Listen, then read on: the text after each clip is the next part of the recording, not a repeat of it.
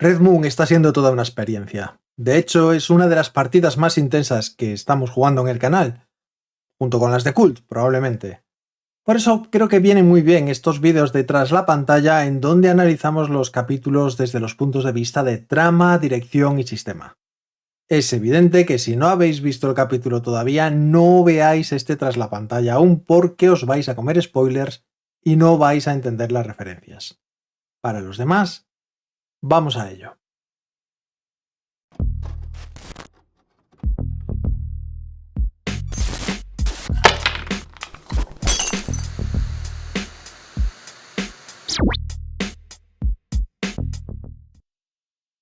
Como ya sabéis, Red Moon es una historia contada en dos líneas temporales.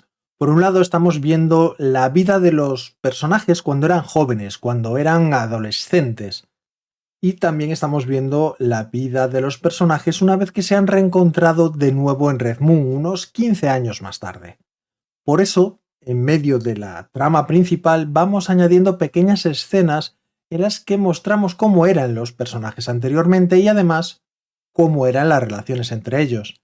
No solamente para jugar con el factor nostalgia, sino también para contrastar muy mucho con lo que está ocurriendo. Sirve, por un lado, para facilitar a los jugadores la interpretación de sus personajes y por otro lado, para servir de punto de horror, de punto de contraste con el horror de lo que va a pasar en la historia. Porque sí, va a pasar algo terrible.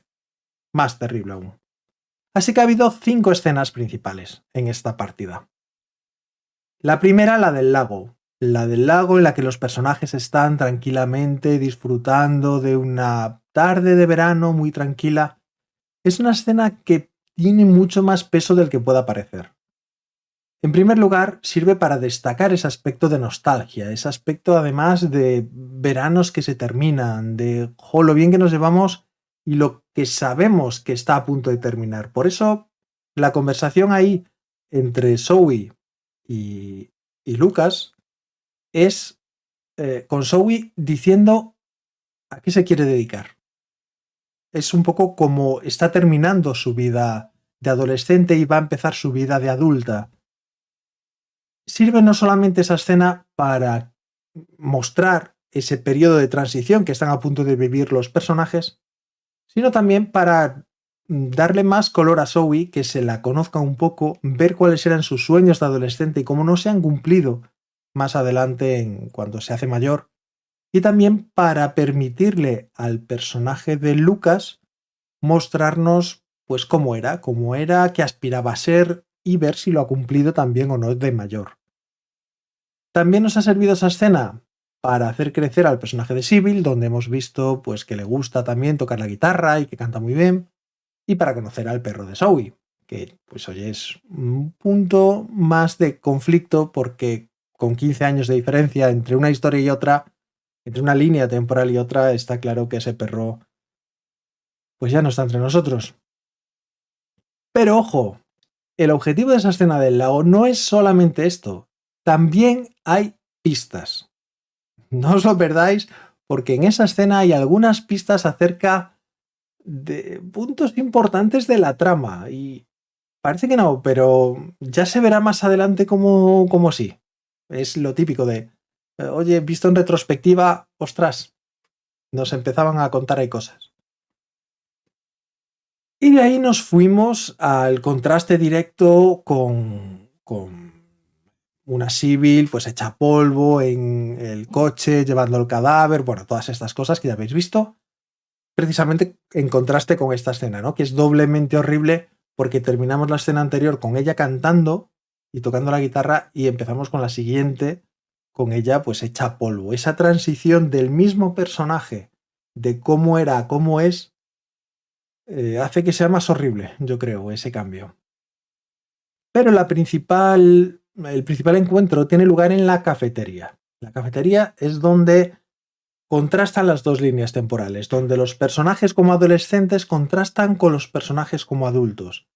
Y hay choques, roces, se ve a una Zoe enfadada y Leila pues aprovecha también para comentar sus sueños, se ven ahí las relaciones entre uno y otro, se descubre pues que el padre de Jackson se ha muerto y que va a ser el funeral al día siguiente por la mañana, están todos invitados, quedan en ir. Ese tipo de cosas, ese reencuentro entre los personajes era un poco el objetivo.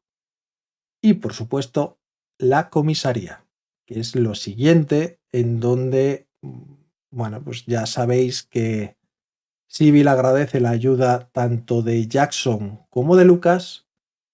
Y hay varios puntos importantes en esa escena. Una escena muy dura, que como recordaréis, yo personalmente la tengo como una puñalada en el corazón. En primer lugar estaban las pistas que hay que obtener para poder ir revelando la trama poco a poco. Por un lado, las que obtuvo Jackson del cuerpo de Alice y por otro, las que obtuvo Lucas hablando con la posible testigo, con Amelie. Ambas escenas dice mucho de los dos personajes y de eso se trataba precisamente, no solamente de obtener las pistas, sino de cómo los personajes obtienen las pistas y lo que dicen de sí mismos, ¿no? Cuando vimos a Jackson haciendo esa autopsia, yo no sé a vosotros, pero yo tenía los pelos de punta porque se ve a un Jackson que no está bien del todo. Y era un contraste precioso con la forma en la que Lucas obtuvo sus pistas de Amelie, actuando como un apoyo, como un soporte, como una persona mucho más sólida en el sentido emocional. Con lo cual era fantástico ver a uno y ver a otro. Y sobre todo luego también la reacción de Lucas ante lo que pasó con el padre de Alice. Un padre que es un personaje un poco odioso, pero también es cierto que acaba de perder a su hija de una forma completamente horrible. Un padre que por un punto, por una intromisión del director de juego, pues fue a ver a Amélie, la llamó de todo, le dio una bofetada, la tiró al suelo, tuvieron que reducirlo, meterlo en una celda, fue un momento dramático muy importante.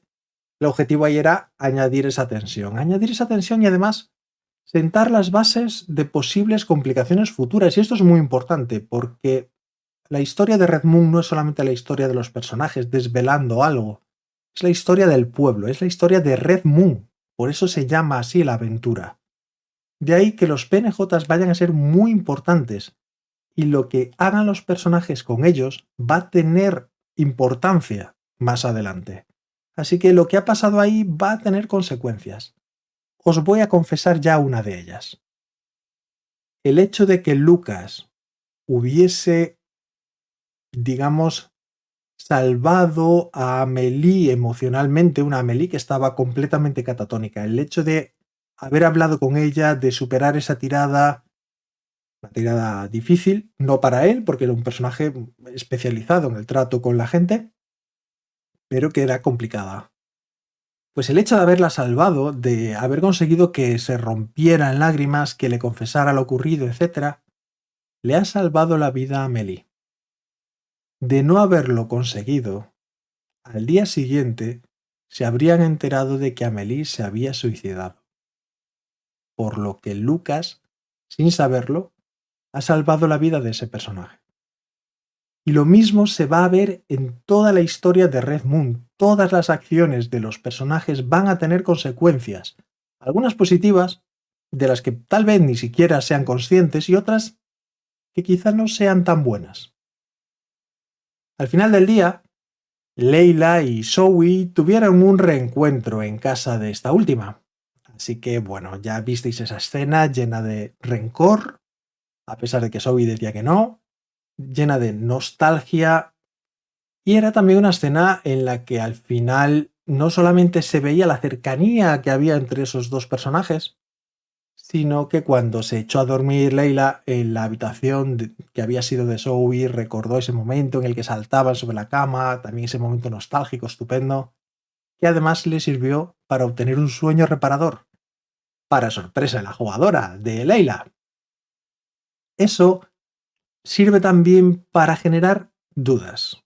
Las mismas dudas que se veían en la cara de la jugadora son las que se plantean por qué ha podido dormir bien. ¿Ha podido dormir bien por estar cerca de su vieja amiga? ¿Ha podido dormir bien porque ha regresado a Red Moon?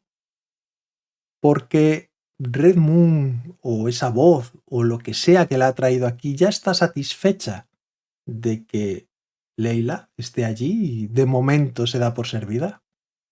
¿O ha obtenido ese sueño reparador porque es el ser caníbal que atacó a Alice ya está saciado por esa noche? Pues ahí queda ese momento de fantástico, he dormido muy bien con el por qué he dormido muy bien. Y tuvimos una escena paralela entre Lucas y Jackson en casa de Lucas, donde se vio también el contraste entre ambos, cómo se llamaban, y de nuevo vemos otra escena en la que está Jackson en el sofá hablando de cosas que dan a entender que algo pasa en la cabeza de este hombre. Ya veremos hasta en qué desemboca, pero es inquietante. Y al día siguiente, la mañana del funeral, ahí se veían varias cosas. Por un lado, cómo la gente del pueblo, algunos seguían con lo suyo, otros, como es un viernes, es una mañana de un viernes, otros se preparaban para ir a trabajar, otros para ir a la iglesia para el funeral del padre de Jackson, y los adolescentes que se van al colegio. Los personajes no lo saben todavía, pero allí se ha esparcido el rumor de lo ocurrido con Alice y con Amelie, y también están pasando cosas. A dónde vayan los jugadores, con quién traten y qué hagan, insisto, va a tener consecuencias en el futuro. Escenas interesantes ahí. Leila y Zoe, ese sigo enfadada de Zoe, y Leila pues quitándole importancia porque sabe que no es verdad. Esa intromisión del director de juego cuando Leila quiso ir a ver a su madre y había cambiado la cerradura, su madre no estaba. Las intromisiones no tienen por qué ser solamente para complicar mucho las escenas, pueden ser para dar color en cosas que normalmente no tendría mucha importancia, o en las que el jugador, su personaje, tendría el éxito asegurado. Por ejemplo, en este caso Leila tenía la llave de su casa, debería haber podido entrar, aunque no estuviera su madre, para coger ropa y cambiarse para ir al funeral. Bueno, pues ese éxito automático ha sido convertido en un problema gracias a esa intromisión del director de juego, ¿vale? Así que no penséis que las intromisiones hay que utilizarlas solamente para hundir la vida de los personajes, para hacer que pifien o cosas así. Estos pequeños detalles también dan mucho color. La ceremonia. La ceremonia fue la siguiente escena en la iglesia. Y ahí pasamos de puntillas muy por encima. Ya bastante duro, es un funeral como para encima estar recreándonos en el dolor de los asistentes y demás. Así que decidimos pasar, pues, eso, una escena muy velada. Solamente, ni siquiera interpretamos a los primos, ni a la familia, ni al sacerdote, ni nada. Esto está teniendo lugar y ya está.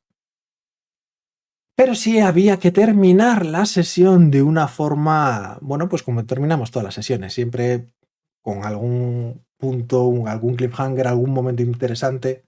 Y en este caso fue la visión compartida esta vez, no la tuvo solo Leila, ya se enterarán de por qué, en la que se enteraron de que ellos mismos parece que estaban en el incendio a pesar de que no lo recuerdan, y de que alguien tomaba las fotografías en las que están ellos 5 juntos esa noche, la noche en la que dejaron de ser 6.